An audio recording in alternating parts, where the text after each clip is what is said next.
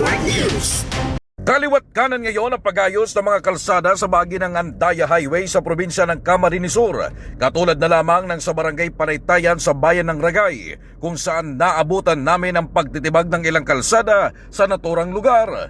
Wala namang ideya ang ilang mga kalalakihan doon tungkol sa proyektong ito.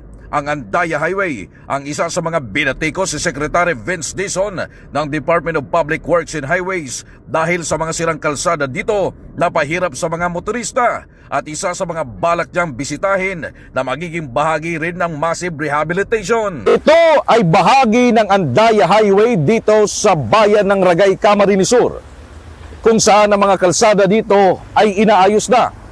Maraming netizen ngayon ang napapatanong, bakit kaliwat kanan na ang pag-aayos dito sa Andaya Highway? Ito ba ay dahil sa naging announcement ni Secretary Vince Dizon na siya ay bibisita sa Maharlika Highway?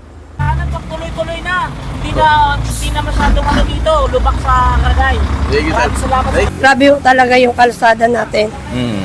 Eh, kawawa naman yung biyahero sa araw-araw.